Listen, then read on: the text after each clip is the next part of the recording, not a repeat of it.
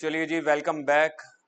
कल हमने लो का यूनिट 2 स्टार्ट किया था। इम्प्लाइड कंडीशन चल रही थी। जल्दी से एक बार के लिए सिर्फ इम्प्लाइड कंडीशन रिवाइज कर रहे हैं। एक्सप्रेस कंडीशंस क्या होती थी? जो आप खुद बताते हो कि ये कंडीशंस होंगी, ये मेन फीचर्स होंगे, ये स्टेटमेंट्स और स्टिपुलेशंस होंगी, वो थी एक्सप्रेस। फिर उसके बाद था implied. Implied by the law होता है, प्रिज्यूम किया जाता है ये तो होगा ही होगा, सामान डिलीवर करना ही पड़ेगा। ठीक है। गुड्स का टाइटल ओनर कौन होगा? सेलर ही होगा। तो इसके अंदर टोटल 7 थे, तो कल हमने 2-3 कर लिए थे, जिसमें पहला था कंडीशन एज टू टाइटल।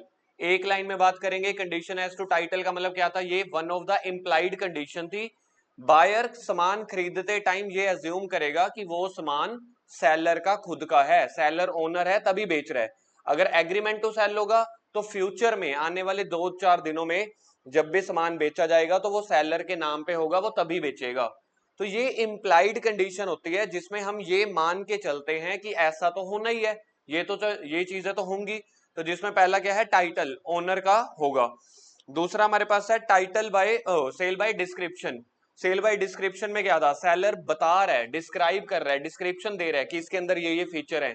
हम जब वॉशिंग मशीन लेने जाते हैं, एसी लेने जाते हैं, मोबाइल लेने जाते हैं, एक बुकलेट निकलती है, बुकलेट के अंदर फीचर होते हैं, या दुकान के बाहर हमने डिस्प्ले कर रखा है, उसमें बता रखा है कि ये फीचर हैं, तभी आपको एसी मिलेगा।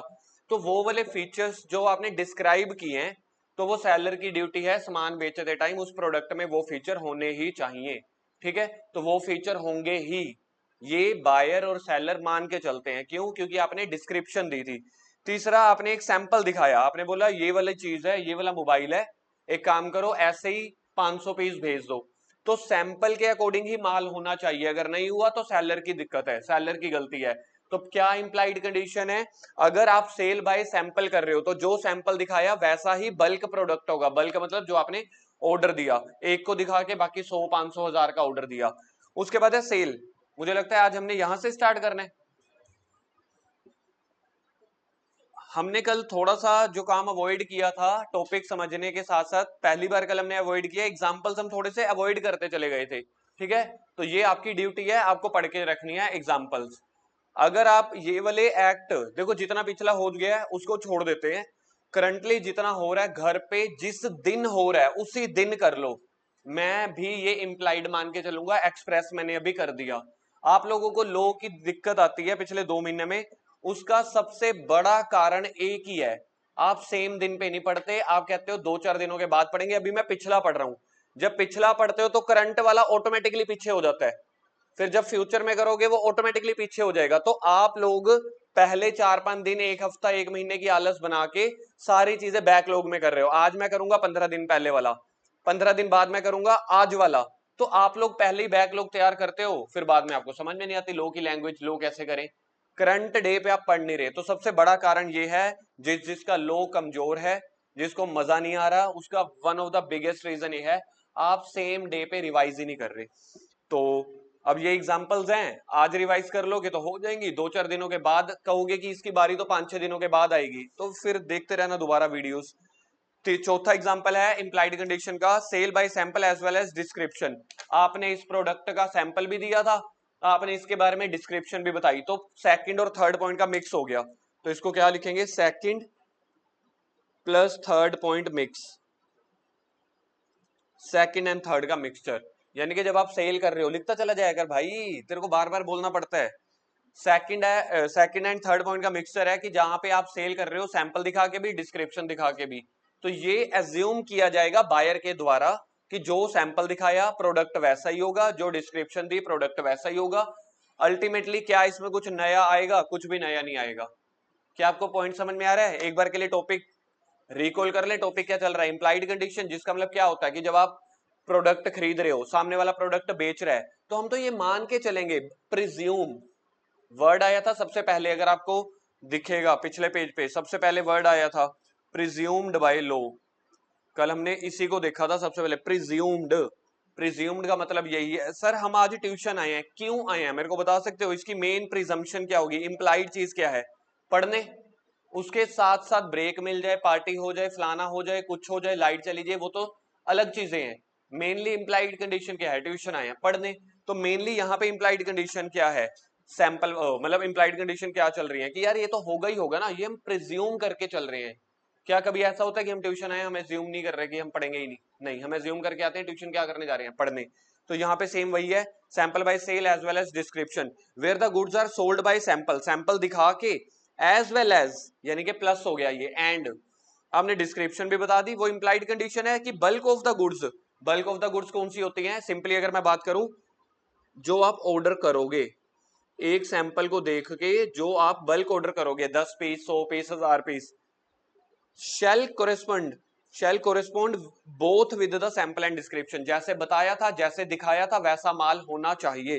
In case goods correspond with sample, sample के अकॉर्डिंग तो हैं but do not with the description, sample के अकॉर्डिंग तो ठीक है लेकिन आपने जो 5-6 फीचर बताए थे उसमें से निकले ही नहीं, या डिस्क्रिप्शन के साथ तो हैं लेकिन सैंपल के साथ के हैं नहीं, तो फिर बायर कैन रेपुडेट द कॉन्ट्रैक्ट, क्योंकि ये कंडीशन चल रही हैं, कंडीशन में रेपुडेट कर सकते हैं। रेपुडेट करने का मतलब पूरा तोड़ भी सकते हैं, डैमेजेस भी क्लेम कर सकते हैं। A agreed with B to sell certain oil described as refined sunflower oil, A ने बी के साथ एक एग्रीमेंट किया कि मैं कुछ तेल बेचूंगा जो डिस्क्राइब है रिफाइंड सनफ्लावर, सूरजमुखी का तेल, warranted only equal to sample, sample के जैसा होगा। The good standard were equal to sample but contain the mixture of hemp oil, आपने बोला था सिर्फ सनफ्लावर होगा लेकिन उसमें एक और तेल भी मिक्स कर दिया गया, hence B can reject the goods.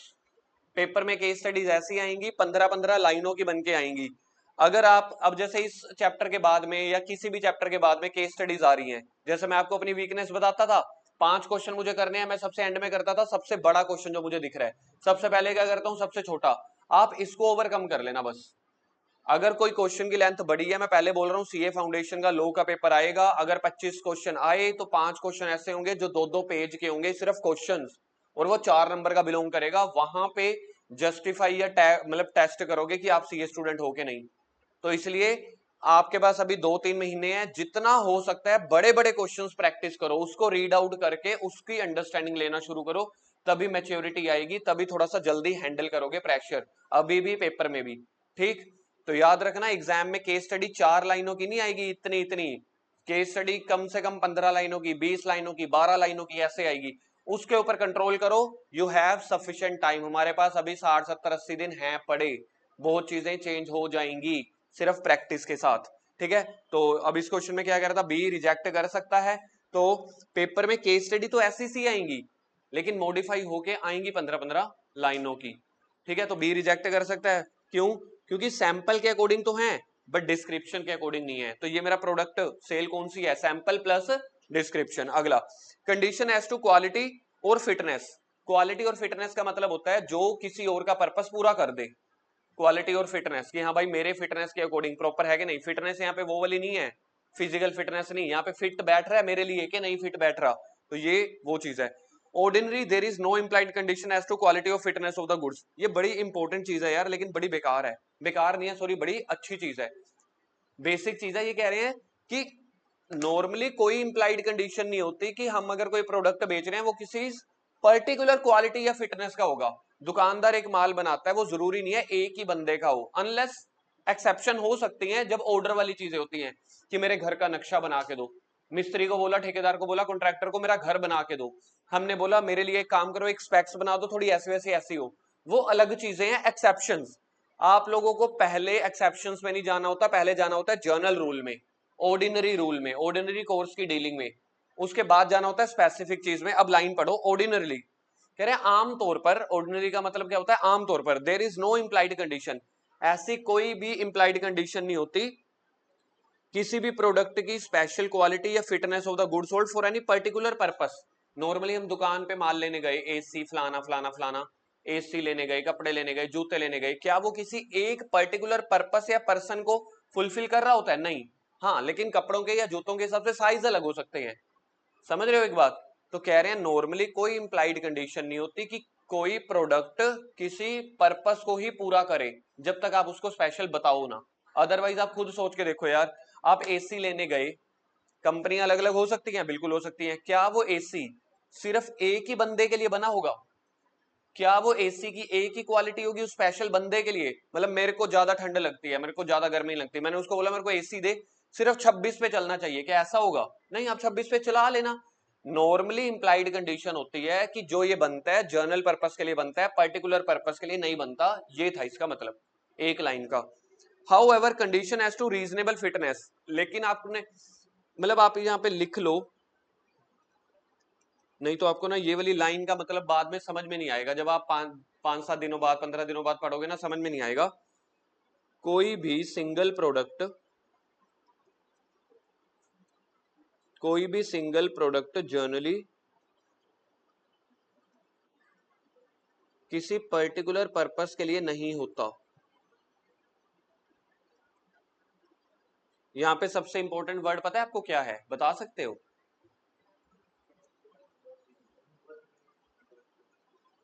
यहां पे जो मैं सोच रहा हूं, यहां पे सबसे इंपॉर्टेंट वर्ड जर्नली है मेरे अकॉर्डिंग। बाकी आप लोगों की इंटरप्रिटेशन जब आप पढ़ोगे और निकल सकती है। मेरे अकॉर्डिंग सबसे मेन इंटरप्रिटेशन ये है, कोई भी सिंगल प्रोडक्ट जर्नली की बात हो रही है, किसी स्पेशल पर्पस के लिए नहीं होता। उसके बड़े सारे पर्पस हो सकते हैं। एसी है, ठीक है, हमने किसी को गिफ्ट करना है, हमने घर पे लगाना है, हम 16 पे चलाएं, 25 पे चलाएं, हम ना चलाएं, तो क्या एसी बनाना, कपड़े बनाना, जूता बनाना कोई एक बंदे का पर्पस पूरा कर रहा होता है? नहीं।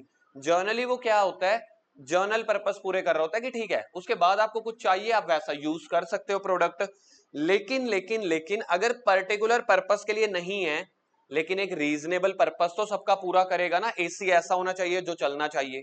नंबर 2, एसी क्या होना चाहिए? जो हवा दे ठंडी। तीसरा, एसी क्या होना चाहिए? जो 20 पे, 25 पे, 28 पे जैसे मर्जी चला लो।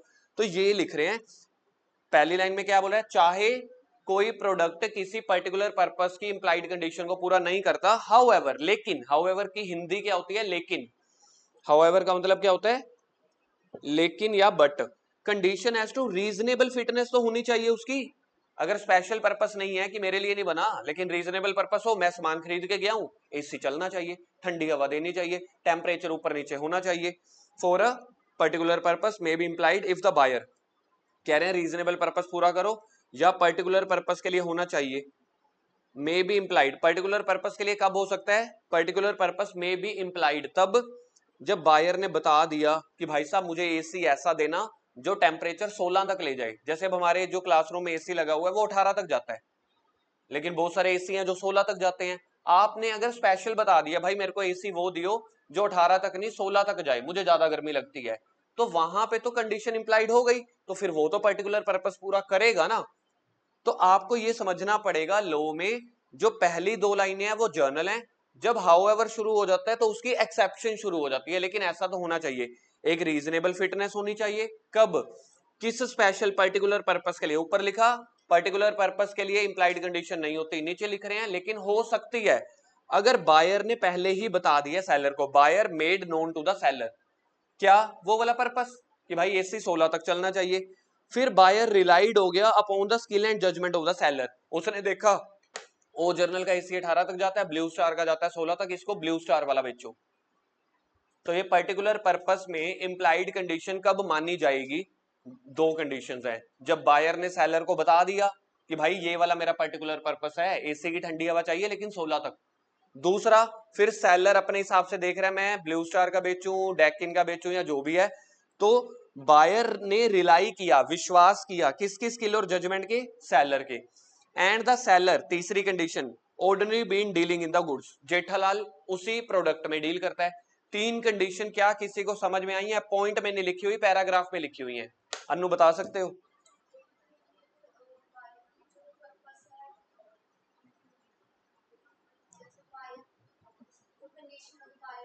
ना ना ना, पहली है बायर ने सेलर को अपनी चीज बता दी है, buyer had made known to the seller.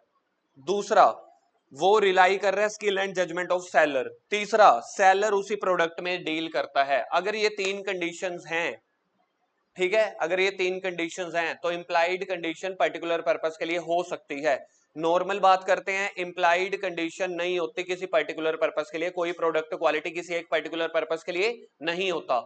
However, however का मतलब है ऊपर वाले से बाजी पलटी मारने वाली है। हो सकता है कब? 3 चीजों में, बायर ने सेलर को बता दिया कि मेरा मेन पर्पस ये है। दूसरा, दूसरा, बायर सेलर के ऊपर विश्वास करके उसकी जजमेंट और स्किल, क्या दो वर्ड हैं, उसकी स्किल और जजमेंट के ऊपर विश्वास करके खरीद रहा है। तीसरा, सेलर जो है वो वही वाले प्रोडक्ट में डील करता है। तो अगर ऐसी तीन चीजें हैं तो फिर आप पर्टिकुलर पर्पस के लिए प्रोडक्ट खरीद सकते हो। सर समझ में आ गया? This implied condition will not apply good sold under a trademark. अगर आपने किसी स्पेशल ट्रेडमार्क का लिया, आपने पहले ही बोल दिया भाई साहब मुझे तो ओ जर्नल का एसी चाहिए, इसी पेटेंट, इसी प्रोडक्ट, फलाना फलाना फलाना चाहिए, फिर नहीं आप कह सकते कि आपका पर्टिकुलर पर्पस पूरा हो रहा है कि नहीं। तो यानी कि ये जर्नल रूल में चला गया। सर समझ नहीं आ रहा चल क्या रहा है? चल रहा है जिग जैग जिग ऐसे। सबसे पहला पर्पस, ठीक है, कि कोई भी गुड्स या सर्विस किसी पर्टिकुलर पर्पस के लिए नहीं होती, पर्टिकुलर पर्पस के लिए नहीं होती। हाउएवर यहां से शुरू हो गया। हाउएवर पर्टिकुलर पर्पस के लिए हो सकती है अगर तीन कंडीशन पूरी हो जाती हैं। कौन सी तीन कंडीशन? बायर ने सेलर को बता दिया, सेलर उसी प्रोडक्ट में डील कर रहा है, बायर ने उसी के विश्वास पे करके बोला प्रोडक्ट खरीद लिया। उस टाइम पे इंप्लाइड कंडीशन मतलब पर्टिकुलर पर्पस को पूरा करना पड़ेगा। फिर किसको? सेलर को।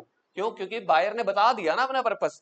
तीसरे नंबर पे फिर से बोला हाउएवर का हाउएवर निकल गया। मतलब कि हाउएवर का हाउएवर क्या निकले? हाउएवर पहले से ही एक एक्सेप्शन है, उसकी एक्सेप्शन निकल आई, तो ये वाला पॉइंट ही हो गया ना। फिर से पर्टिकुलर पर्पस पूरा नहीं होगा। तो देखा जाए दो चीजें पर्टिकुलर पर्पस पूरा नहीं कर रही, एक ही कर रही है। क्या आपको ये लॉ की लैंग्वेज समझ में आती है? जिगजैग। पहले कह रहे हैं पर्टिकुलर पर्पस पूरा नहीं किया जाएगा, दूसरे पे बोला हाउएवर फिर किया जाएगा, तीसरे पे बोला लेकिन फिर से वो उसको नहीं किया जाएगा। पर्टिकुलर पर्पस कब? जब आप कोई प्रोडक्ट खरीद रहे हो किसी एक पेटेंट या ब्रांड का, आपने बोला मेरे को ओ जर्नल का एसी चाहिए, फिर उसमें 16 का नहीं होता, उसमें 18 तक ही टेम्परेचर जाता है, फिर दुकानदार की कोई गलती नहीं है। बोलो जी बात समझ में आती है? There is imply condition on the part of seller, ठीक है। उसके बाद ये सारी कंडीशन दोबारा से लिखी हुई है, तो ये पॉइंट हो गया आपका। एग्जाम्पल पढ़ते हैं ये वाले। देखो अगर आप देखोगे ना एबीसी जो हम ऊपर कंडीशन नहीं पढ़ के आए, ये वही है। अगर आप ध्यान से देखोगे ऊपर पैराग्राफ में थी, तो इसके साइड में क्या लिख देंगे? रिपीट। आप अपनी लैंग्वेज में लिखते चले जाना। ऊपर ऊपर पैराग्राफ में थी, यहाँ पे पॉइंट में है, ठीक है। एग्जाम्पल देखते हैं। A bought a set of false teeth from the B. False teeth हम बोलते हैं वो नकली दांतों को, ठीक है। ए ने नकली दांत खरीदे डेंटिस्ट से, बी से, but the set was not fit. A के मुंह में पूरे नहीं आए, ठीक है। ए ने रिजेक्ट कर दिया सामान लेने से, बिल्कुल ठीक है जी, क्योंकि उसका वो स्पेशल पर्पस था ना। और उस वो कह रहा है मेरे को रिफंड दे दो। इट वाज हेल्ड दैट ए को एंटाइटल करना पड़ेगा। अब यहाँ पे मुझे एक बात बताओ, दांत खरीदने गए हैं, एसी नहीं, यहाँ पे तो स्पेशल पर्पस पूरा करना पड़ेगा ना। यहाँ पे बायर ने बताया होगा मुझे ऐसा चाहिए, सेलर ने, डेंटिस्ट ने अपनी जजमेंट लगाई होगी, साइज वैसा वैसा बना दिया होगा, ठीक है। और डेंटिस्ट उसी दांतों में डील करता है, बिल्कुल ठीक है तीन कंडीशन। लेकिन मतलब अगर ये तीन कंडीशन पूरी हो रही हैं, इट मींस फिर बायर को पर्टिकुलर पर्पस, बायर का पर्टिकुलर पर्पस सोल्व होना चाहिए। जर्नली नहीं होता, इन तीन कंडीशन में होना चाहिए। दांतों वाला तो यार पर्टिकुलर पर्पस है। और जब अगर पूरा नहीं आया, मुझे बताओ 5,000 के दांत हैं, 10,000 के दांत हैं, चाहे 1 रुपए के हैं, हमें वैल्यू सीखनी होती है? नहीं, हमें कॉन्सेप्ट सीखना होता है। सामान 1 करोड़ का भी तो हो सकता है ना घर बनाने। तो मुझे बताओ क्या ए को पैसा वापस मिलेगा? The answer is yes. क्यों? क्योंकि जिस पर्पस के लिए, ओनली पर्पस के लिए खरीदा था, वो तो पूरा ही नहीं आ रहा। तो अगर पेपर में इसकी केस स्टडी आई तो क्या लिखोगे? यहां पे पहले तो ये तीन कंडीशन लिख लेना, एबीसी वाली। एबीसी वाली कंडीशन बता दी। सबसे पहले लिखोगे नॉर्मली इंप्लाइड कंडीशन नहीं होती पर्टिकुलर पर्पस के लिए, लेकिन अगर ये तीन कंडीशन है तो मानना पड़ेगा।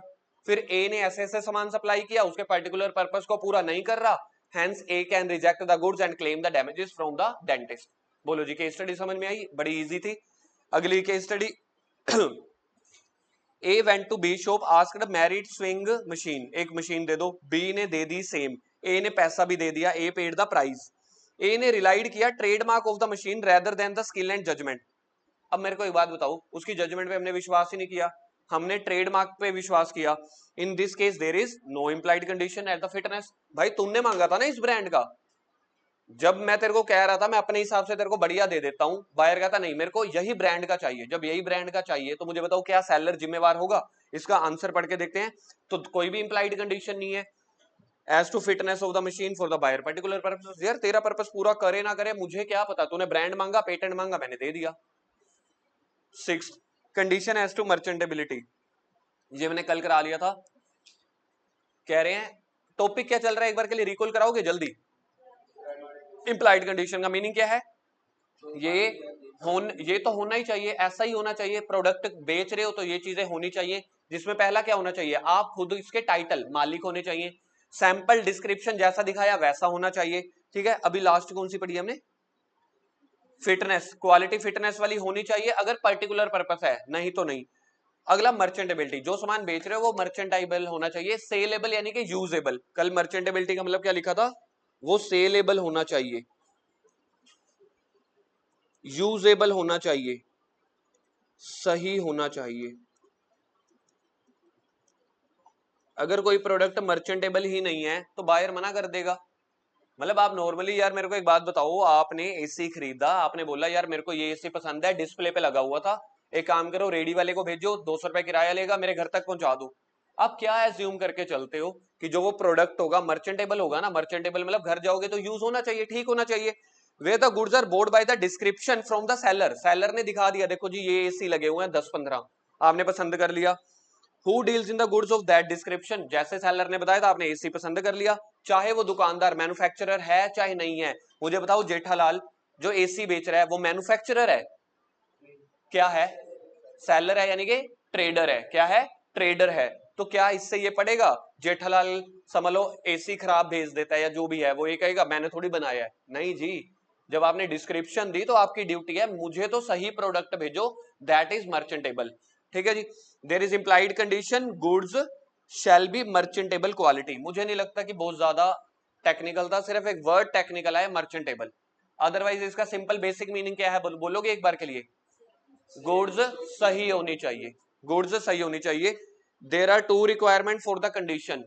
सबसे पहले आप डिस्क्रिप्शन के बेस पे सामान खरीद रहे हो, और वो seller should be the dealer होना चाहिए। जेठालाल लिख लो, एसी लिख लो। प्रोवाइडेड दैट, प्रोवाइडेड का मतलब होता है हाउएवर, थोड़ी सी पलटी मारने वाले हैं। सिंपल रूल क्या है? सेलेबल होना चाहिए, बाय द डिस्क्रिप्शन आपने खरीदा है। प्रोवाइडेड दैट, जब जब वर्ड आता है प्रोवाइडेड, हाउएवर कोई बोलते हैं प्रोवाइडेड। हाउएवर, प्रोवाइडेड का एक और मतलब क्या होता है? हाउएवर। इसका सिंपल मतलब क्या होता है बेटा? एक्सेप्शंस। ये चीजें अभी से सीख जाओगे तो सीए इंटर थोड़ी थोड़ी इजी लगेगी। अभी लो मुश्किल या पहली बार लग रहा है, सीए इंटर सीए फाइनल तक यही करना है आपने। सीए इंटर सीए फाइनल की बात नहीं हो रही, बहुत कुछ आगे करोगे, बीकॉम एलएलबी गवर्नमेंट पेपर ये वो, सभी में एक्ट में लैंग्वेजेस ऐसी ही आएंगी, क्योंकि हम कॉमर्स वाले हैं, हम एक्सपेरिमेंट नहीं करते। हमें ऐसी ऐसी बुक्स थोप दी जाती हैं कि जो लीगल लैंग्वेज है, टैक्स है, एक्ट है, हमें वो पढ़ने पड़ते हैं। तो एक्ट चाहे वो बिजली बोर्ड का हो, चाहे इनकम टैक्स का हो, चाहे पोल्यूशन का एक्ट हो, चाहे आईटी का एक्ट हो, लैंग्वेज तो ड्राफ्टिंग तो ऐसी रहेगी ना। तो सीए फाउंडेशन में जितना जल्दी अडॉप्ट कर लोगे, पूरी जिंदगी उतना सफल हो जाओगे, थोड़ा सुखी हो जाओगे। तो कह रहे हैं प्रोवाइडेड, प्रोवाइडेड का मतलब होता है हाउएवर। हाउएवर का मतलब है ऊपर वाले से पलटी मारने वाले हैं, मतलब एक्सेप्शन, मतलब बट, लेकिन। If the buyer has examined, buyer ने उस टाइम तो मौके पे देख ली थी यार, बढ़िया है। There is no implied condition as regard to defect such examination ought to have been revealed। अगर आपने उस टाइम मौके पे देख लिया, सब बढ़िया है, अब घर जाके यार तुमने जैसे मर्जी करो, मेरी ड्यूटी थोड़ी है। आपने बोला डिस्क्रिप्शन के हिसाब से आपने ले ली वहां पे एग्जामिनेशन कर ली, तो बायर उसके बाद क्लेम नहीं कर सकता। अगर आपने मौके पे एग्जामिन कर ली, आपने मोबाइल लिया, वहीं पे मोबाइल खोला, सिम चला के देखा, उसको बोला दोबारा डिब्बे में पैक कर दो, मैं घर जाके दोबारा से खोलूंगा, अनबॉक्सिंग की वीडियो बनाऊंगा। अब घर जाके आप निकले जैसे मर्जी, वो सही नहीं चल रहा, जो भी है, एक दो जो भी डिफेक्ट हो गए, वहां पे सेलर जिम्मेवार नहीं है। क्यों? क्योंकि आपने दुकान पे खड़ के एग्जामिन किया था। नॉर्मल डेली लाइफ में भी हम यही तो करते हैं। मौके पे सेलर की जिम्मेवारी है जब तक दुकान पे खड़े हो, घर पे लेके हमें क्या पता। समझ रहे हो? द एक्सप्रेशन मर्चेंटेबल क्वालिटी बताई नहीं गई, ठीक है, लेकिन ये नॉर्मली बोल रहे हैं ऐसी क्वालिटी या कंडीशन की होनी चाहिए जो आम तौर पर एक समझदार बंदा या नॉर्मल बंदा, in such a condition man of ordinary prudence, ordinary prudence का मतलब होता है आमतौर पर, जो हम आमतौर पर लेते हैं, accept the goods of that description, it does not imply any legal right. फिर इसके साथ कोई आपको लीगल राइट सेल करने का नहीं मिलेगा। If a person order motor horns from a motor manufacturer of horns, मैंने हॉर्न ऑर्डर किया, horn supplied are scratch damage due to bad packing, तो वो रिजेक्ट कर सकता है। आपने एक ऑर्डर किया यार, अमेजोन से मंगाते हैं, कई बार सामान गलत नहीं निकल आता, ठीक है, तो हम कहते हैं जी ये ऐसे है, फिर तो वापस होगा, क्योंकि उस टाइम आपने एग्जामिन नहीं किया। क्योंकि एग्जामिन वाली कंडीशन देखा जाए प्रोवाइडेड में है ना, एक्सेप्शन में। जर्नल रूल क्या है? जर्नल रूल है सामान सही होना चाहिए, एक्सेप्शन क्या है? अगर आपने मौके पे चेक कर ली फिर घर जाके सही ना निकली भाई, फिर हमारी जिम्मेवारी नहीं है। क्या अब आपको जर्नल रूल और उसका प्रोवाइडेड एक्सेप्शन, हाउएवर, लेकिन, बट जो पलटी मार रहा है वो समझ में आ रही है लैंग्वेज? जर्नल रूल क्या है मर्चेंटेबिलिटी का? जल्दी से बोल दो एक लाइन में। गुड्स सही होनी चाहिए, गुड्स सही होनी चाहिए, लेकिन प्रोवाइडेड हाउएवर क्या है? अगर आपने वहां पे एग्जामिन कर लिया, वहां पे तो सही चल रही है, फिर घर आके हमारी जिम्मेवारी नहीं है, बिल्कुल ओके है। चलो जी अगले पॉइंट पे आ जाओ। Condition as to wholesomeness, same ऊपर वाला है, यहाँ पे ईटेबल प्रोडक्ट से रिलेटेड होता है ये। यहाँ पे जब भी होलसमनेस आएगा ना आपको ईटेबल वर्ड्स मिलेगा। ईटेबल के चक्कर में मतलब ये ना वर्ड और कुछ नहीं है यार, ये मतलब 99% सिमिलर टू मर्चेंटेबिलिटी है। वहां पे नॉर्मल प्रोडक्ट थे, यहाँ पे ईटेबल प्रोडक्ट हैं, कह रहे हैं मर्चेंटेबल होने चाहिए, सही होने चाहिए, यूजेबल होने चाहिए, कंज्यूमेबल होने चाहिए, बस खत्म हो गया। तो अगर आप इसकी एग्जांपल देखोगे खाने पीने की निकलेगी, A supplied F with milk, milk में टाइफाइड जर्म्स थे, कुछ बैक्टीरिया कीटाणु आ गए थे, मतलब दूध थोड़ा बहुत खराब था, तो जैसे ही वो दूध कंज्यूम किया बीमार हो गए, मर गए या जो भी है, तो ये ब्रीच ऑफ कंडीशन है। क्यों? क्योंकि जब आपने सामान भेजा वो होलसमनेस नहीं था, कंज्यूमेबल नहीं था, डिफेक्टेड था, खराब था। तो देखा जाए मर्चेंटेबल वाला हो गया, मर्चेंटेबल वाले में प्रोडक्ट थे, यहाँ पे क्या है? खाने पीने वाली चीजें। तो अगर यहाँ पे देखोगे इसकी जो आपको पेपर में अगर आया मेन वर्ड आपको क्या लिखना है? ईटेबल्स, ठीक, एग्जाम्पल भी हो गई। आगे है इंप्लाइड वारंटीज, अभी क्या खत्म हुई है? Implied condition. साथ याद करके देखिए क्या थे? पहला sale as regard to title, title था। दूसरा by the description, by the sample, by the description and sample. पांचवा मैं भूल गया, quality and fitness for particular purpose. Six merchantability और होलसमनेस। आगे इंप्लाइड वारंटीज। मुझे बताओ वारंटी में क्या पूरा का पूरा कॉन्ट्रैक्ट रेपुडेट किया जाता है? सिर्फ पार्ट रिप्लेस या रिपेयर किया जाएगा, कॉन्ट्रैक्ट चलता रहेगा। तो इंप्लाइड वारंटी टॉपिक नंबर 3 हो गया हमारे पास। It is a warranty which law implies into contract of sales. Implied में हमेशा लो ही तो बीच में आता है। इंप्लाइड का मतलब क्या होता है? प्रिज्यूम कर रहे हैं, ये तो होगा ही होगा। तो इंप्लाइड में law presumed by the law होता है। In other words it is the stipulation which has not been included in the contract. Stipulation का मतलब क्या था? आते हैं दो वर्ड्स याद, स्टेटमेंट और रिप्रेजेंटेशन। इसका सिंपल मतलब क्या था? टर्म्स कंडीशन, जो हम वादे कर रहे हैं। कह रहे हैं it is a stipulation, warranties, implied warranties वो टर्म्स कंडीशन है which has not been included in the contract in express words. यार अगर एक्सप्रेस कर दूंगा वो तो एक्सप्रेस वारंटी हो जाएगी ना, मैं क्या पढ़ रहा हूं? तो इंप्लाइड वारंटी बताना पड़ेगा। मैंने कल आपको मैसेज डाला आज की क्लास 9:30 बजे है, लेकिन मैंने ये नहीं लिखा पढ़ेंगे। आप लोग मुझे बताना एक्सप्रेसिव क्या है, टाइमिंग, इंप्लाइड क्या है, पढ़ना। तो ये बात समझ में आ रही है? तो ये वो लैंग्वेज है। बट द लो प्रिज्यूम्स आ गया, लो प्रिज्यूम करेगा parties have incorporated into the contract. मैंने आपको टाइम बोला 9:30 बजे आ जाना ट्यूशन, मुझे भी पता है आपको भी इंप्लाइड है, क्या पढ़ाने के लिए बोला है, ठीक है जी। तो कह रहे हैं दोनों पार्टी को इसके बारे में अवेयर होंगे कि प्रोडक्ट बेच रहे हैं तो वो खरीदेगा वो बेचेगा, ट्यूशन पढ़ रहे हैं तो एक पढ़ाएगा एक पढ़ेगा। It will be interesting to know that implied warranties are read into every contract of sale unless they are expressly excluded. मैंने बोला 9:30 बजे ट्यूशन आ जाना, फिर बाद में अगला मैसेज किया कल हम पार्टी करेंगे, कल हम छत पे बैठेंगे, कल हम नाचेंगे गाएंगे, पढ़ेंगे नहीं।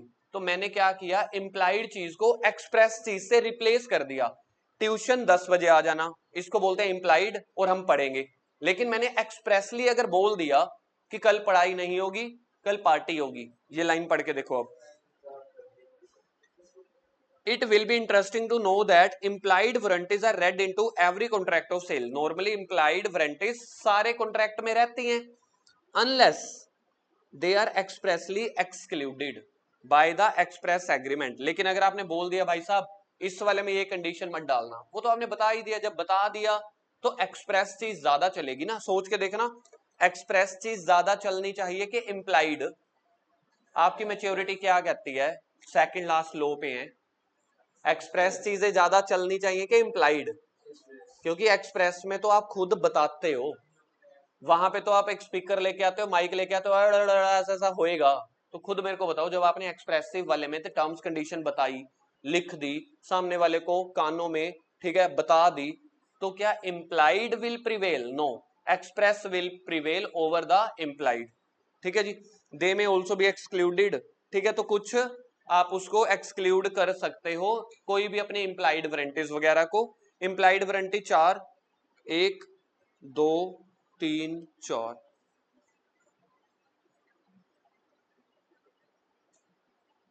एग्जामिनेशन सेक्शन जो disclose the following implied warranty. सबसे पहला है इम्प्लाइड वारंटी, पहला क्या है, warranty as to undisturbed possession. Undisturbed possession का मतलब होता है जैसे आपने सामान दे दिया, अब सामने वाले को कहोगे यार 2 मिनट दियो, मैं अब यार गाड़ी खरीद के आए शोरूम से, पैसे दे आई, सब कुछ ओके हो गया, पोजेशन मिल गई।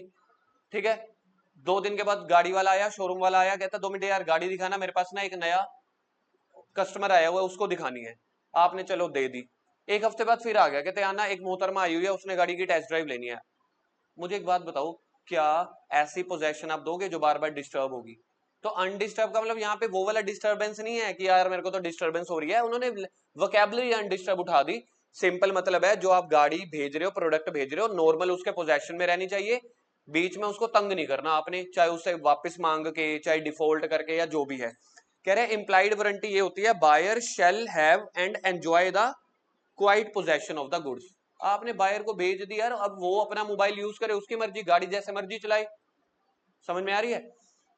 That is to say if the buyer got possession of the goods later on disturb in his possession, बाद में उसको बोल रहे हो नहीं नहीं यार मेरे पास लेके आई हो, या कहीं आपने उसको बंदा भेज दिया, यार एक काम कर, मैंने उसको गाड़ी बेची थी तो मेरी, मैंने उसको बेची, एक काम कर उसको क्या 2 मिनट दिखाइयो, ऐसे कोई चीजें नहीं चलेंगी। He is entitled to sue the seller. कल को पता लगा कि गाड़ी आपकी थी नहीं, किसी और की गाड़ी थी, आपने उसको बेच दी और ओरिजिनल बायर आपके पास आ गया, क्या करोगे?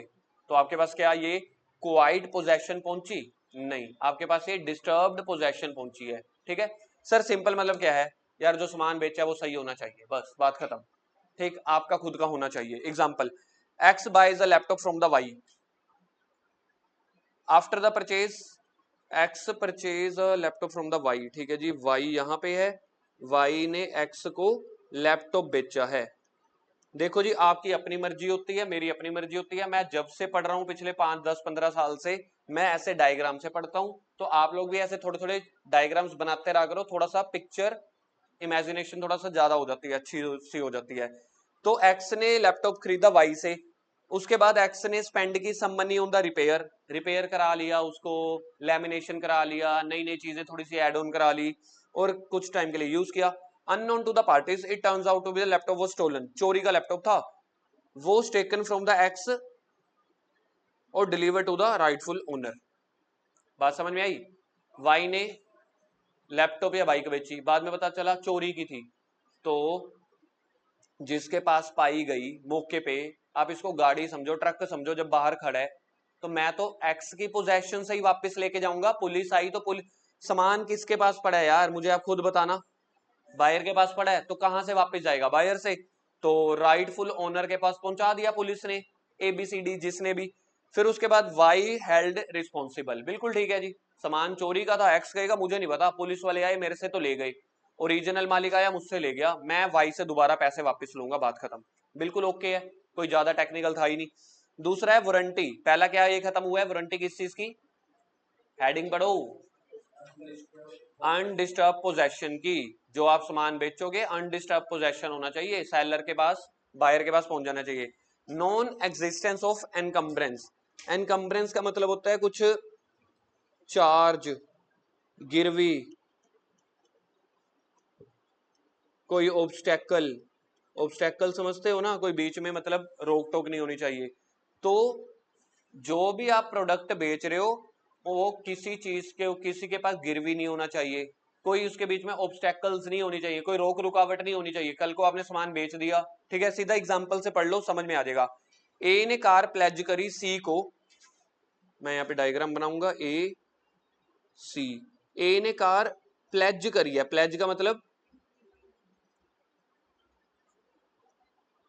प्लेज द कार, नंबर 1, इसने इसको पैसे दे दिए, यानी कि लोन दे दिया। देखना कितने का लोन है, 15 लाख का, 1,50,000 के 15,000, 1.5 लाख का इसने इसको लोन दे दिया। ठीक है जी, promise him to give its possession next day, मतलब मैंने कार गिरवी रखी, मैंने बोला 1.5 लाख रुपए दे दे, 1.5 लाख रुपए तो मिल गया, मैंने कहा कल कार तेरे घर पहुंचा दूंगा।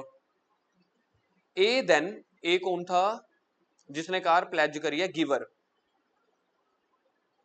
इमीडिएटली कार किसको बेच दी है? आओ जी आओ, पॉइंट नंबर 3 पे, सेल टू बी। तीसरे नंबर पे मुझे एक बात बताओ, जब कार गिरवी रख के सी से लोन लिया, अल्टीमेटली वो कार किसके पास पड़ी होनी चाहिए? सी के पास। इन्हें बोला मैं कल दे दूंगा, वो कहता कल तो बहुत दूर है। ये बेचारा हमारा निकला, मतलब मूवीज का इमरान हाशमी, वो कहता भाई साहब 5-6 घंटे हैं, 5-6 घंटे में तो 5-6 हजार रास्ते निकल आते हैं। उसने 5-6 घंटे में कार ही चिपका दी बी को, बी से भी पैसे ले आया। क्या आपको ये बात समझ में आ रही है? मेरे को बता सकते हो ए के पास कितनी बार पैसा आया है? 2 बार, पहले लोन से, प्लेजिंग से, बाद में कार बेचने से। Who purchase it on the good faith? B ने तो यार अच्छे विश्वास करके गुड फेथ में ली ना, गुड फेथ मतलब विश्वास करके, विदाउट नोइंग द फैक्ट, उसको पता नहीं था। बी में इधर आस्क, जब बाद में बी को पता चलेगा ये तो कार गिरवी है, सी उसके पास पहुंच जाएगा कि भाई साहब ये कार तो मेरे पास गिरवी है, देखो इसकी आरसी इंश्योरेंस तो मेरे पास पड़े हैं। फिर बी ए को कहेगा या तो अपना लोन क्लियर कर सी को, क्योंकि सी मेरे पास आ गया ना। अगर तू सी का लोन क्लियर कर देगा फिर वो बी को तंग नहीं करेगा, या तो उसको लोन वापस कर या फिर मुझे मेरे पैसे वापस कर, otherwise I will sue you. Who suing whom? B suing A. ठीक है जी, केस समझ में आ गया? तो इन्होंने बोला कोई भी product, service, contract of sale करोगे, ठीक है, वो अनएनकम्ब्रेंस, उस पे अनकम्ब्रेंसेस नहीं होने चाहिए, कोई चार्ज गिरवी नहीं होना चाहिए। तीसरा, वारंटी एज टू क्वालिटी और fitness by the usages of trade. Usages of trade का मतलब होता है जैसे आप उसको यूज कर रहे हो, कंज्यूमेबल नहीं बोला था, तो उसके नॉर्मल फिटनेस क्वालिटी तो होनी चाहिए। हमने इंप्लाइड कंडीशन क्या मानी थी, क्या आप बता सकते हो? आज का जो टेक्निकल टॉपिक खत्म हुआ था, हमने इंप्लाइड कंडीशन मानी थी क्वालिटी, फिट, नेचर किसी पर्टिकुलर पर्पस के लिए नहीं होता, लेकिन अगर 3 कंडीशन है तो होना चाहिए, तो ये भी वही बोल रहे हैं। ठीक है, इंप्लाइड वारंटी क्या है यार? क्वालिटी और फिटनेस पर्टिकुलर पर्पस के लिए नहीं होता, लेकिन यूजेज ऑफ ट्रेड तो होना चाहिए, मर्चेंटेबल तो होना चाहिए, रीजनेबल, वर्ड याद है मैंने पीछे मार्क करवाया था, रीजनेबल तो फिटनेस होनी चाहिए ना। कह रहे हैं implied warranty as to quality और fitness for a particular purpose may be annexed और अटैच्ड। एक पर्टिकुलर पर्पस के लिए आप बना सकते हो, मे बी अनेक्स्ड और attach. Normally implied condition particular purpose के लिए नहीं होती, लेकिन पर्टिकुलर पर्पस के लिए मे बी अटैच। अब बोल दो कि मेरे को ये चाहिए, ये चाहिए, ये ही चाहिए, फिर तो पर्टिकुलर पर्पस आपने बता दिया, वो 3 कंडीशन थी, याद है? तो वो चीज है। कह रहे हैं रिगार्डिंग इंप्लाइड कंडीशन और warranty quality for particular purpose of good supplied, the rule is let the buyer aware. Particular purpose के लिए नहीं होता, आप सामान बेच रहे हो, आप एसी बेच रहे हो, तो बायर को पता होना चाहिए, क्या पता होना चाहिए? कि ठंडी हवा देगा, ओ जनरल का एसी है समझ लो 18 तक देगा। नॉर्मली बायर की जिम्मेवारी है कि क्या जो प्रोडक्ट वो सेलर से खरीदने आया है उसका पर्टिकुलर क्वालिटी और पर्पस और फिटनेस पूरा कर रहा है कि नहीं। हमने स्पेशल नहीं बनाया था। Seller is under no duty, देखो आ गया ना, seller is under no duty to reveal unflattering truth about the good sold. मतलब सेलर थोड़ी बताएगा इसमें 16 तक चलेगा, यार एक बार के लिए आपके सामने है, चला के देख लो, एग्जामिन कर लो, ठंडी हवा दे रहा है कि नहीं एग्जामिन कर लो। सारा कुछ थोड़ी मैं बताऊंगा, स्विंग ऐसे होंगे, प्रोडक्ट ऐसे होगा, फलाना फलाना है, इतने इंच का है, सारी चीजें नहीं बताएगा। लेट द बायर बीवेयर और अवेयर, वर्ड दिखता है, let the buyer beware. Simple बोला गया कि अगर क्वालिटी फिटनेस है तो बायर की ड्यूटी है चेक कर ले, जब तक स्पेशल पर्पस पर्टिकुलर पर्पस नहीं बताया। पहले भी वही था, अब भी वही है, तुम्हें पसंद आए ना आए, लैंग्वेज रीड करनी पड़ेगी घर पे। ठीक है, चीजें मुश्किल नहीं है, चीजों को थोड़ा घुमा घुमा के डबल ट्रिपल बार बोला जा रहा है। आगे disclosure of dangerous nature of goods, seller की ड्यूटी रहेगी। ठीक है, कि अगर कोई भी, अगर आप सामान खरीद रहे हो, अगर उसमें कोई डेंजरस प्रोडक्ट है, dangerous nature of the goods हैं, आग निकल सकते हैं उससे, फलाना एबीसीडी जो भी रीजन हो सकते हैं, वो आप बताना पड़ेगा आपको, ये इंप्लाइड वारंटी है। नॉर्मली आप एसी खरीदने गए, एसी में बार बार, या जैसे वो नहीं आई थी ईवी स्कूटी आई थी, ईवी स्कूटी में 2-3 बार क्या हुआ था, आग लग गई थी, तो फिर उस कंपनी ने बनानी बंद कर दी कुछ टाइम के लिए, कुछ ऐसा हुआ था, फिर दूसरी कंपनी ने रिप्लेस कर दिया था। तो अगर ऐसे केसेस ज्यादा हो गए तो seller is bound to disclose the dangerous nature of the product, otherwise seller will be liable. Last line ही पढ़ लो, यहीं से समझ में आ जाएगी।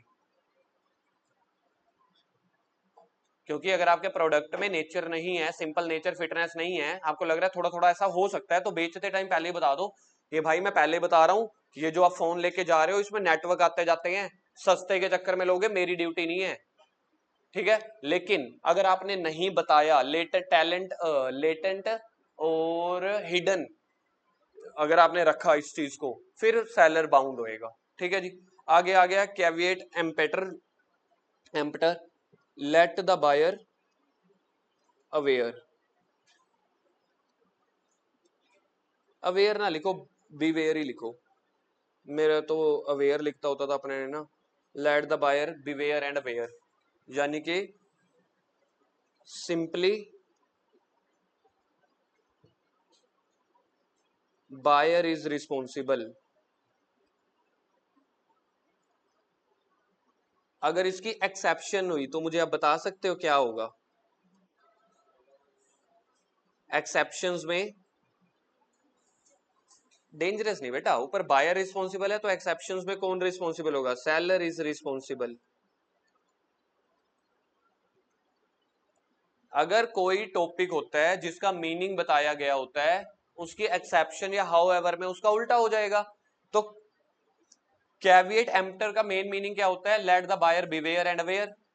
पेपर में क्या लिखना है आपको? बिवेयर। हम अपने लिए क्या बोलते हैं? Beware and aware, aware and beware, ठीक है। तो क्लाइंट की जिम्मेवारी है, कस्टमर की जिम्मेवारी है कि यार प्रोडक्ट जो खरीदने आए हो उसके बारे में नॉलेज लेके आना, फीचर पता करके आना, फलाना फलाना, मैं भी तुम्हें बता दूंगा, ठीक है।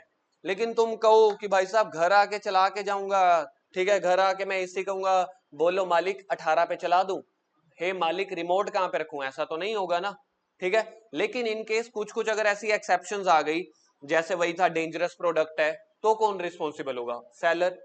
तो हमेशा पहले जर्नल रूल चलता है, चाहे वो इनकम टैक्स एक्ट है, चाहे कंपनीज एक्ट है, चाहे ये एक्ट है, पहले मीनिंग चलेगा, जैसे ही वर्ड आया प्रोवाइडेड हाउ एवर, मतलब एक्सेप्शन आने वाली हैं, एक्सेप्शन में पिछले वाले की पलटी मारने वाला है, उसका रिवर्स बोलने वाला है। कह रहे in the case of sale of goods doctrine of caveat emptor means let the buyer beware when seller displays their goods in the open market, it is for the buyer to make the proper selection या choice। हमने सामान display करके रखा हुआ है, जो उठाना है उठा ले, अच्छे से देख लियो पहले से ही, ठीक है जी।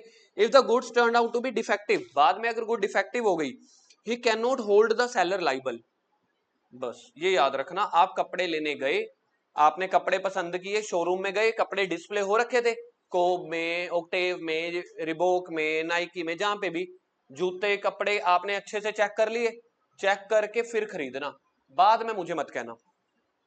Seller is no way responsible, तो मेन यहाँ पे दो चीजें आ गई, he can not held the seller liable, seller will not be responsible for the bad selection of the buyer, seller is not bound. ये चीज मैंने आपको ऊपर लिखवा दी है, बायर रिस्पॉन्सिबल है ना, मेन मीनिंग क्या लिखवाया है? बायर बिवेयर होना चाहिए, तो बायर ही रिस्पॉन्सिबल है। पॉइंट नंबर 2, पहला paragraph, second paragraph, it is the duty of buyer, तो इसको सर्कल कर लो। मैंने आपको 2-3 सर्कल करा लिए हैं, एक ही, ऊपर में सेलर रिस्पॉन्सिबल नहीं है तो कौन रिस्पॉन्सिबल है? Buyer. To satisfy himself before buying the goods हो गया जी। तीसरा है ही नहीं, रिपीट लिखा हुआ है, rule of caveat emptor laid down section subject to the provision of the act other law no implied warranty और कंडीशन। कह रहे हैं भाई साहब ये तो हम पहले से पढ़ के नहीं आए, प्रोडक्ट की फिटनेस को लेके, क्वालिटी को लेके, किसी पर्टिकुलर पर्पस के लिए कोई इंप्लाइड कंडीशन नहीं होती भाई, हमने बनाया हुआ है, हमने एक सामान डिस्प्ले करने के लिए रखा हुआ है। मुझे एक बात बताओ, मैं गया रिबोक के शोरूम में, मेरे मामा के बेटे के चाचा के लड़के की ताई की शादी थी, ठीक, मेरे को अच्छे से कपड़े पहनने थे, मैं शोरूम में गया, एक शर्ट मेरे को पसंद आई, शर्ट में ऐसे ऐसे बड़ा कुछ लिखा हुआ था, शादी पे पहनने के लिए मैं लिखी हुई शर्ट लेके चला गया, मैंने शर्ट पहनी, सारे लोग मेरे पे हंसने लगे हैं, कहते ये देख मामा के बेटे के चाचा की ताई की शादी है, कैसी कैसी शर्ट पहन के आया है। मैंने तो उनको नहीं बताया था ना, रिबोक वालों को, मेरे को शादी के लिए शर्ट दिखाओ, आपकी चॉइस थी ना। तो यानी कि अगर आपकी बैड सिलेक्शन या बैड चॉइस हुई, आपके क्वालिटी और फिटनेस पर्पस को पूरा नहीं कर रही, भाई मुझे थोड़ी ना पता है, ऐसा कौन बता कह रहा है? सेलर। तो ध्यान से पढ़ के देखो, कह रहे हैं ऐसी गुड्स की क्वालिटी फिटनेस पर्पस का कोई स्पेशल पर्पस नहीं होता, आपको चाहिए थी तो आप हमें बताते, हम आपको शेरवानी सिलवा के देते, या दूसरे वाले ब्लॉक में पड़ी है शेरवानी या वैसी शर्ट लेके देते जो शादी वाला पर्पस पूरा करता। तो क्या शर्ट खरीदना फिटनेस और आपके पर्पस को पूरा करेगा, क्या ये इंप्लाइड होता है? ये इंप्लाइड कंडीशन नहीं होती, आपको अलग से बताना पड़ता। तो ये कंडीशन लिखी हुई है। सर ये तो रिपीट है। हाँ बेटा, ऊपर वाली तो हो गई, देखो ध्यान से। स्पेशल पर्पस पूरा करना है तो ये तीन चीजें बता देना। क्या क्या? सेलर को बता दो, सेलर उस प्रोडक्ट में डील कर रहा हो, आपने सेलर के कहने पे वो सामान खरीदा है। फिर पर्टिकुलर पर्पस अगर पूरा ना हुआ, फिर आप सेलर को रिस्पॉन्सिबल ठहरा सकते हो। A sold pigs to B, बेचारा 15 सालों से सेम यही वाले सुअर चले आ रहे हैं, सुअर मर गए, दुनिया में अलोप हो गए, इनकी बुक में से अलोप नहीं हो पा रहा। ए ने बड़े सारे सुअर बेचे। मुझे एक बात बताओ, सुअर से हमें क्या लगता है? वाओ, खुशबू आ रही होगी, गुलाब के फूल होगा या कीचड़ होगा? सुअर से क्या पहली वाइब्स आती हैं? कीचड़ है या अच्छी यार सुअर है ना? आपने ए ने बी को बड़े सारे सुअर बेचे। अब ए को पता है किसको बुखार है, किसको टाइफाइड है, कौन कहां पे मुंह मार के आया। दीज पिग्स बीइंग इन्फेक्टेड, उसमें से 2-4 निकले इन्फेक्टेड, उसने बाकियों को भी टाइफाइड करा दिया जी, जो हेल्दी पिग्स थे। तो ये कहेगा भाई मेरे को थोड़ी पता है, मैंने सामान रखा था, अपनी इंस्पेक्शन कर ले। तो आपको ये वाली केस स्टडी अजीब लगे, गरीब लगे, ये पिछले 15 सालों से चली आ रही है। यहां पे सेलर को बचाया गया, let the buyer beware है ना। तो या तो तुम थर्मामीटर लेके आओ या सुअर के डॉक्टर को लेके आओ। सुअर के डॉक्टर को लेके आओ, वो देखेगा मत्थे पे हाथ लगा लगा के, हाँ ठीक खाया पिया इसने, ठीक है जी। तो मतलब ये है कि हाँ, it was held that seller was not bound to disclose the pigs was unhealthy. हमने बड़े सारे सुअर रखे हुए हैं, बड़ा सारा माल रखा हुआ है, तुझे जो खरीदना खरीद ले, अपने हिसाब से चेक कर लियो। मतलब अगर मेरे को ये वाली एग्जांपल बनानी पड़ती तो शायद मैं इसका आंसर दूसरा देता कि सेलर इज रिस्पॉन्सिबल। सेलर दुकानदार है, उसको अपने हेल्दी पिग्स साइड पे रखने चाहिए, अनहेल्दी साइड पे। लेकिन 15 सालों से यही केस स्टडी चल रही है। यहाँ पे मेन इमोशंस जा रहे हैं, इमोशंस हमें नहीं पता भाई साहब, पहले बेकार हैं, अब इनको कौन छांटे। Buyer, let the buyer beware. तो टॉपिक क्या है? टॉपिक का हेडिंग पढ़ो, पढ़ो पढ़ो। कैविएट एम्प्टर, इसका मीनिंग क्या है? Let the buyer aware and beware, not the seller. तो ये चीज थी। आगे एक्सेप्शंस आ गई। एक्सेप्शंस में क्या लिखेंगे? बोलो बोलो, एक्सेप्शंस में क्या लिखेंगे? सेलर रिस्पॉन्सिबल या बायर की गलती नहीं होगी, या बायर को डैमेज मिल जाएंगे। That is buyer can claim damages. बाकी पता नहीं पूरा पूरा ऐसा निकलता है कि नहीं, मेन मतलब तो ये निकल रहा है। सबसे पहला फिटनेस एज टू क्वालिटी और यूज। अगर आपने अपना फिटनेस क्लियर कर दिया फिर भी वैसा सा सामान ना निकला, तो बायर की अवेयर और बिवेयर की गलती है क्या? नहीं, किसकी गलती है? सेलर की। तो सेलर से हम पैसा लेंगे। Example, an order was placed for some truck to be used for heavy traffic in a hilly country. हमने क्या का ऑर्डर दिया? कुछ ट्रक चाहिए पहाड़ों पे चल सके। ट्रक सप्लाइड अनफिट थे। अब जब ट्रक्स आपने अनफिट वाले सप्लाई किए, क्या यहाँ पे पिग्स वाली एग्जांपल आप डाल सकते हो? मुझे बताना। पिग्स वाली एग्जांपल में आपने कहा ही नहीं था भाई साहब मेरे को सिर्फ हेल्दी पिग्स दो। आपने बोला भाई पिग्स दे दो, उन्हें दे दिए, एक दो वैसे निकले। बायर की गलती। यहां पे आपने क्या बोला है? Used for heavy traffic.